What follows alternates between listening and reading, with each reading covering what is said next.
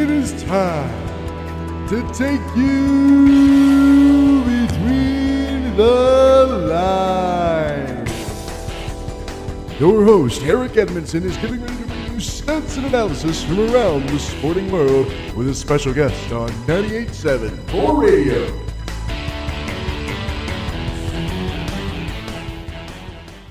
It is Tuesday, February 18th, and we're welcoming you into Between the Lines on 98.7 Roar Radio, WPCZ, LP, FM at the top of the hour. Your host, Eric Edmondson, here with you. Going to hit you with some quick headlines before we run into today's main topic.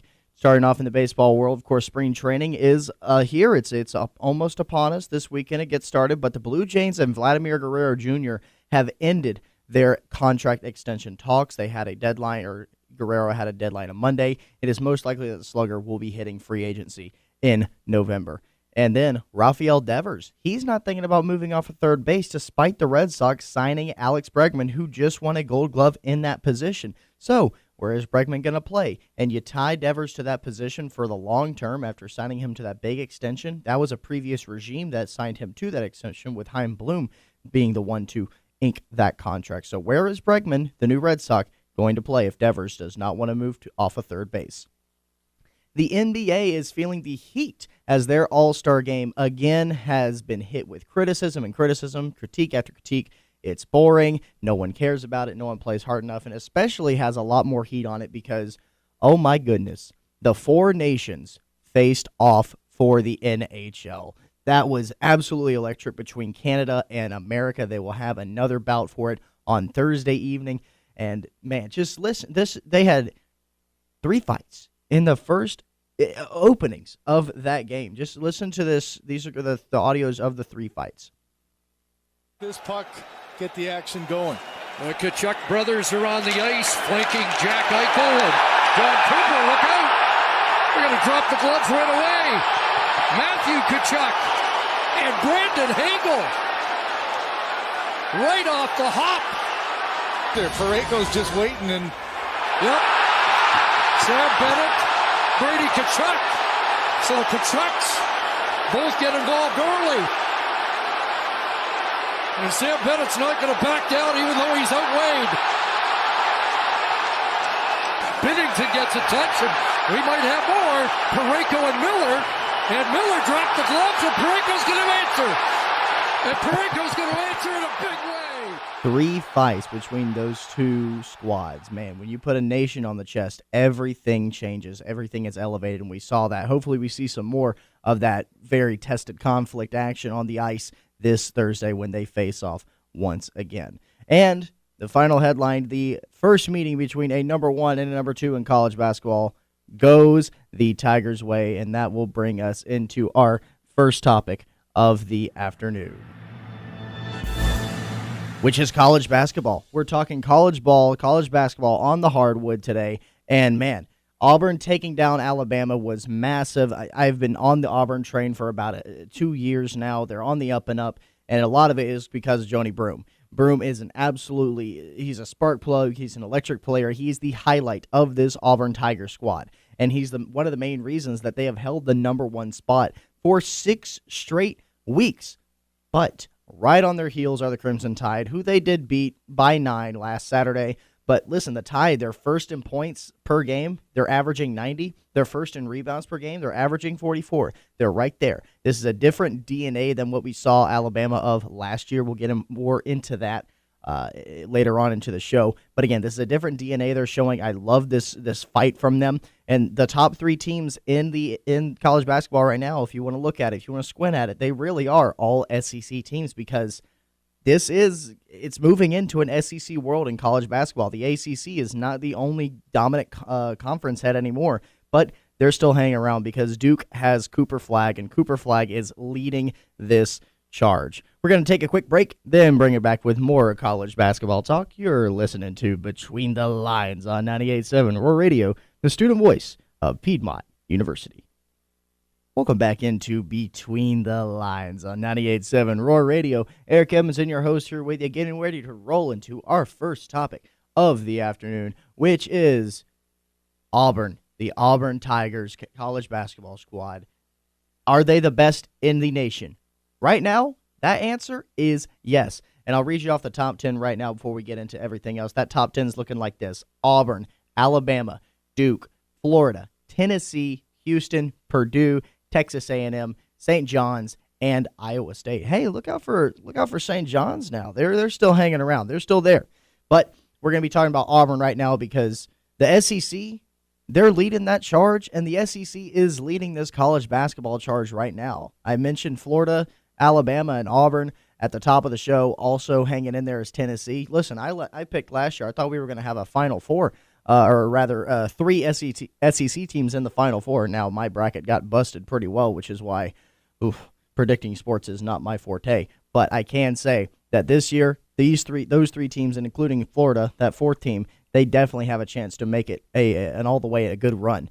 So talking about Auburn, this was their scene after they defeated number 2 Alabama last Saturday. No more fouls, and number 1 Auburn comes into Coleman Coliseum, and they walk out of here with a big win. They walked into their house, and they took over their house, Walk in, you'll trap, take over, you'll trap. That's that's exactly what happened with Auburn. And Johnny Broome, they're booming right now. Broome alone, he averages 3 blocks a game. It's a block party going on for the guy. And then he's shooting 50% from field goal range. That's absolutely insane for Broome. Listen, when you're shooting 50% in anything, if you're doing 50% of anything well in sports, you're kind of doing a good job. Granted, there's enough sample size, I should say. And listen, he averages 10 rebounds as well. He's a very complete guy. He's not going to murder you from beyond the arc, but he's not afraid to play inside. And I think you're going to see that with a lot of the top SEC teams, as our guest illustrates here later on. He told me about those talking points before we went on. But again, Auburn, number 1 for 6 straight weeks. That is absolutely absurd for Auburn, and the ability to handle that and ability to manage that for 6 weeks. Listen, basketball is a game of runs. I've been told many a time from very, very talented people. In fact, a former Harlem Globetrotter told me this. Basketball is a game of runs. Right now, Auburn's on a run. Will there be a time where Auburn slows down that run? Absolutely. They lost by 10 to Florida a couple weeks ago.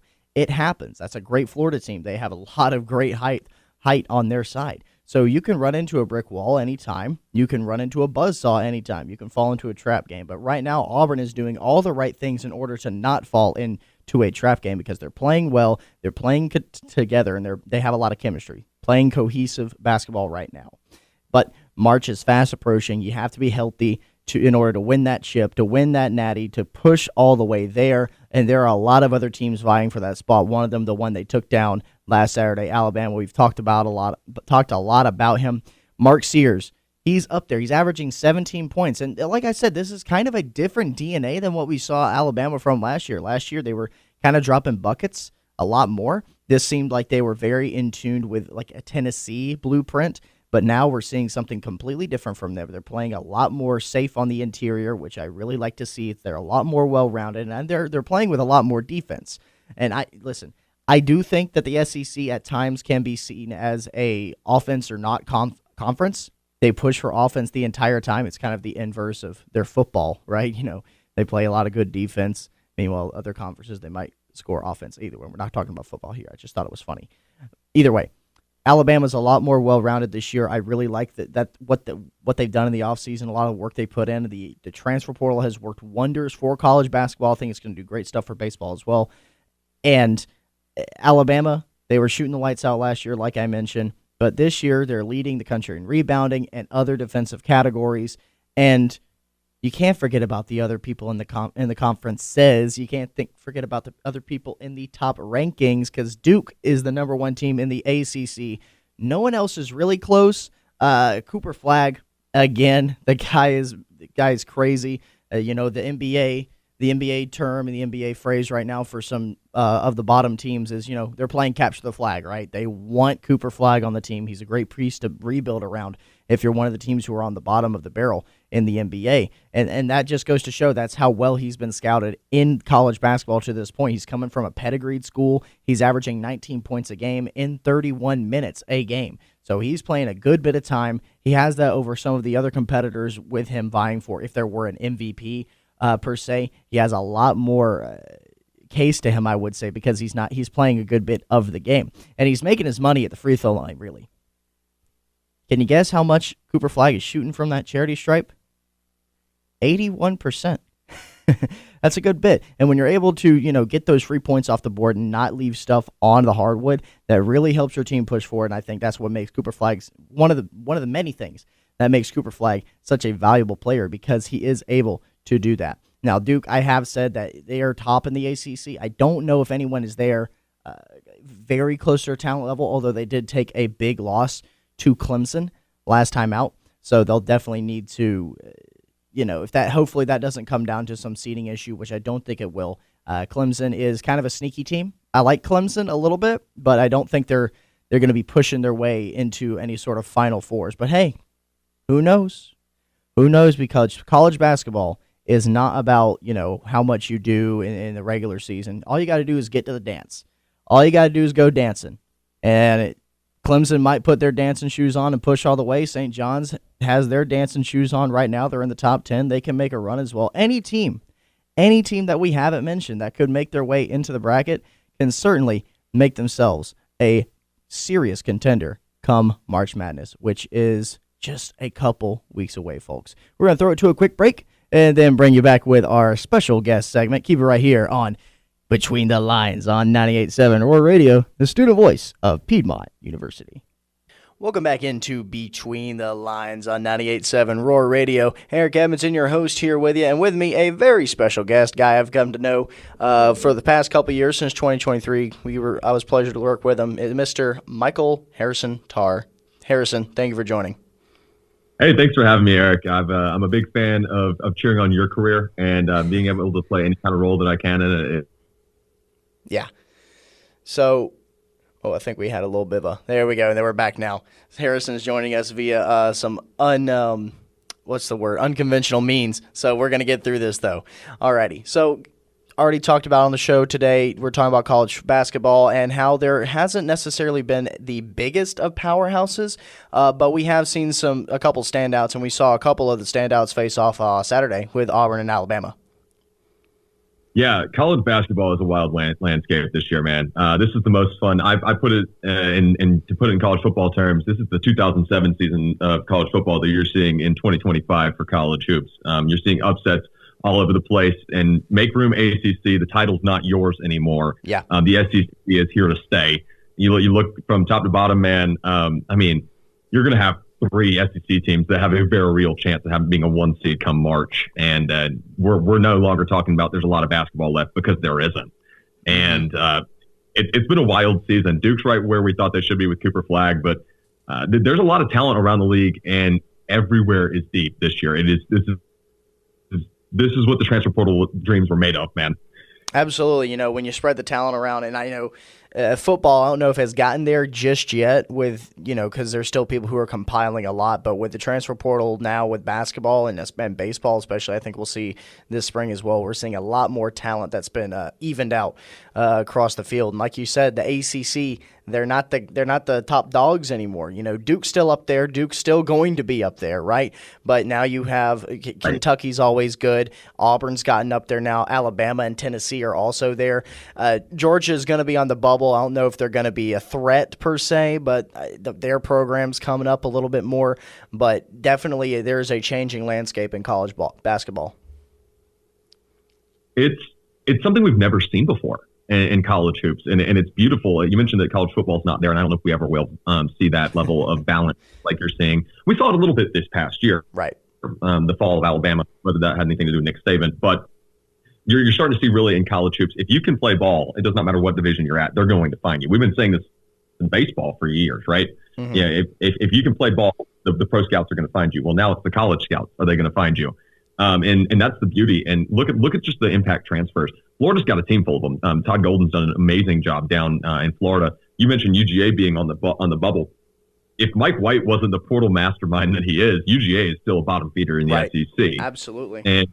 And now they're at a point where maybe not this year. I think they're on the fringe, as you mentioned. Next year, they're a tournament team. It is truly remarkable. If you run down the list, I mean, there are your perennial powerhouses. Tennessee's still there. Iowa State's been good as of late. Texas Tech, St. John's. I mean, they are in the conversation. Give them a chance to turn something around in 2 years. Yeah, like it's the list goes on and on. Yeah, of just transfer talent across the board. Absolutely, and like you said, there is a lot of people who are in conversations now. Houston last year, I think, was making themselves a run. I don't know if they had exactly arrived just yet, but it feels like this year they're definitely on arrival. They're getting there. Last year was very much building, it felt like, and I think they didn't have the run that they may have wanted. I think a lot of teams didn't have the run that they wanted last year in the bracket, but that's the magic of March. That is the magic of March. It's a great equalizer. I mean, at the end of the day, college basketball, and for people that are college basketball purists, that's who I'm speaking to right now. The casual fan, I'm going to make you really upset. If you're a Duke fan, if you're a Houston fan, or a Tennessee fan, it is not about the best team in basketball. No. When it comes to March Madness, it is who is peaking at the right time, who's hot at the right time. You see it all the time. Typically, a 1, 2, or a 3 seed winds up winning the tournament. But that 1, 2, or 3 seed that winds up winning it was the last one to grab that seed because they were so hot at the end of the season. You don't have to look that far back. UConn's done it twice. Yes, UConn definitely the best team in basketball last year, but the year before they were just really hot. It's about balance, but it's all about getting hot. So I mean, I'm not putting my eggs in any kind of basket right now. Well, I do know that there are some eggs in a particular basket for you, being an Auburn alumni. Of course, you did a lot of stuff for them, and you run Auburn dedicated sports stuff on the site as well. So let's talk about the number one team in the nation right now. Harrison, how are you feeling as an Auburn Tiger guy? So the fun part about not being on the beat anymore is that I can say this: War Eagle. This is you said the best team in college basketball. This is the best basketball team on planet Earth. Give us the 2016 Warriors. I want them. I've got an absurd. I think we were texting about this the other week, Eric. We were trying to put these plans in motion, which I have been looking forward to. I am unfathomably arrogant right now about the state of this program, and I say that in the most positive way, and not as like I'm got a big head or like I'm overly confident to the point of being rude to other folks. That's not really where it's at, unless you're Alabama. Disregard anything I said on Saturday, but that's just a rivalry. The reality is this team is the most balanced team in basketball. They're the best team in basketball. It's not even close. They received every number one vote last week except for one because Florida was able to beat Auburn at home in a game that Auburn just didn't play well. You're playing in the toughest conference, and I'm going to go and say it, Eric. I'm going to make some of your listeners mad. I'm sorry. The toughest conference in collegiate sports. Oh, there you go. Hey, I'm an SEC purist too myself, so. I listen. It is what it is. This is the landscape of the reality of things. Is 10 teams are getting in the tournament. But if you look top to the bottom, first off, I'm going ahead and you gave me a platform. Auburn has the National Player of the Year on their roster. Cooper Flagg be dang. I mean, the kid's amazing. Janai Broome has been utterly spectacular this year. It's really not even, in my opinion, it shouldn't be a conversation anymore in terms of is he the most valuable player on his team. Janai Broome in only 28 and a half minutes, granted it's a 40-minute game. I understand the arguments that he's playing 30. He's averaging 18-1 and 10-9, and it's a block party. He's averaging almost 3 blocks a game. The guy's a difference maker. And then you look around him, Chad Baker-Mazara is better than Auburn could have ever expected they could have been. You lose last year, Aiden Holloway, now an Alabama Crimson Tide. Don't get me started on that tangent. But you replace him with 4-star Todd Pettiford, who has shot the lights out. Miles Kelly out of Georgia Tech, who has just been, I mean, he's the whole call god. You see it on my Instagram story all the time if you follow me. He's been a knockdown shooter. And then it's Auburn's 10 against however many you got. Auburn is 10 guys deep. That's what it takes to make a run in the tournament. Now, are they hot enough at the right time? Time will tell. I've watched Auburn lose with Jabari Smith and Walker Kessler in the same lineup before to a mediocre Miami team. Top to bottom, this team is loaded. Doesn't even begin to cover it. For another football analogy, guys, go ahead and look back at the 2019 LSU Tigers. That's what you're looking at in the 2025 Auburn basketball program. Go ahead. I'm sorry. You gave me a platform. Hey, no, I love it. I love the almost propaganda. But you're right, absolutely right. Auburn is one of the most balanced team we've seen right now. You know, if you go look at if you're a numbers guy, if you're a big numbers person, go look at the differentials between all these different squads. The only thing that Auburn lacks in when you compare it to everybody else in the top part of the conferences at all is turnovers. They have a negative turnover rate, which can come back and bite you, but it's something that I think it's a lower enough amount of a number where it's not going to come back and to eat them alive per se. And like you said, Harrison, Broome is an absolute dog. Not only is he offensively talented, but he single-handedly has put Auburn on top of the blocking game in the entirety of the nation. The only thing that scares me about Auburn, and it is something with the SEC, is that it is kind of turned into an offense or nothing conference. There isn't too much defense. Alabama does lead in rebounds a good bit, but it's not necessarily leaps and bounds over the next person. But, of course, last year Alabama's calling card was that they shot, I think overall, they shot like 45% from beyond the arc. They were shooting ridiculous. Tennessee, likewise. Auburn was just getting up there. I thought Broome was going to be his year to go ahead and break out. Didn't exactly happen. Now to this year, he's leading in every stat category for the Tigers. And you're seeing some teams like Alabama and just a year ago with Brandon Miller and those guys, Mark Sears, who's been there for 27 years, and you can't change my mind, play true 3-and-D basketball. The good teams in the SEC can do it. The great teams can play inside. And that's where I think Auburn's on an island. I think the next closest team, Alabama fans, I'm sorry, it's Florida. Florida's gone and they have a forest of tree-like stature. Yeah, they're big. I think they've got 2 or 3 7-footers on the team. All I remember is watching Auburn play Florida a couple weeks ago and go, good Lord, how many do you have? But I think there's more defense than it seems on paper. I think guys just score at a higher clip. Yeah, that's a valid point. Either way, I think that the SEC and the tournament bracket in general, they're kind of they're in for a rude awakening when the SEC comes knocking on the door come March time. Harrison, where can the folks find you out there? Go ahead and plug your Auburn as well as yourself. So I'm going to go ahead and shout out my previous affiliation at the College Loop podcast. Spent a lot of time over there, a lot of great folks at the War Rapport. That's at TWR pod and at the College Loop. You want to come hang out with me on the Twitterverse? I'm very golf propaganda heavy right now, guys. So until after the Masters, hey, I'm about to say Masters are coming up. Dude, yeah, if you need some Masters commentary, discourse, it's at by Harrison Tar on all platforms. Please feel free to come hang out with me. And Eric, you're the man. You're going places. Don't forget about me when you're big time. Absolutely not, Harrison. Thank you very much. That was Harrison Tar. Really appreciate him coming on the show. We're going to throw it to a quick break, then bring you back out with some games to watch this weekend. Keep it right here on 98.7 Roar Radio, the student voice of Piedmont University.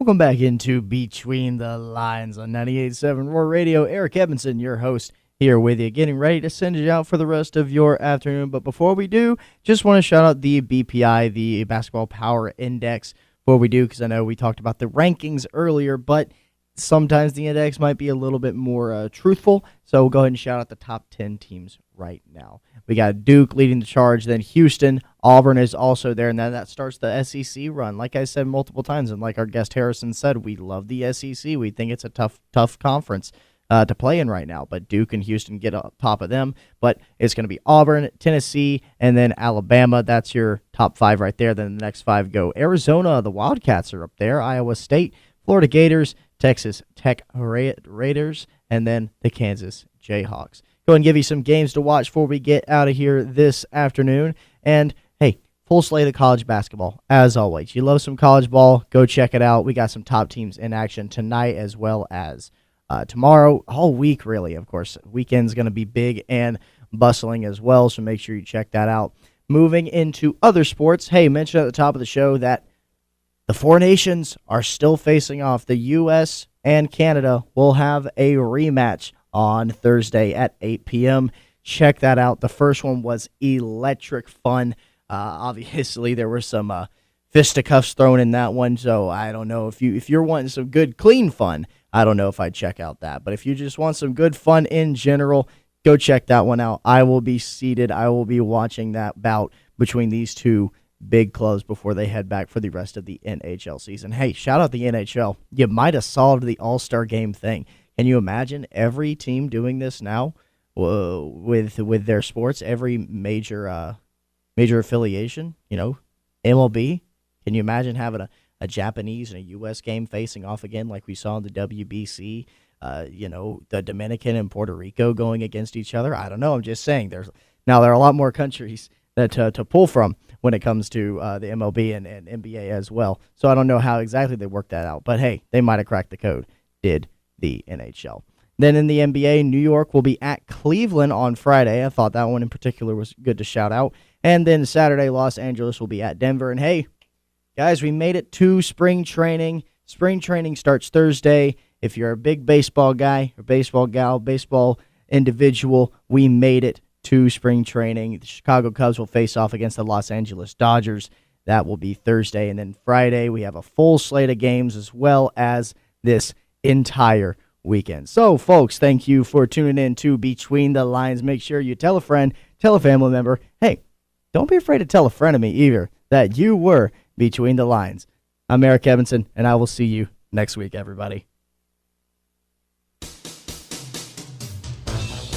Thanks for tuning in this week on Between the Lines. Tune in next week for another great guest and another great show. Check out the show on Instagram and YouTube at EOTC Between the Lines.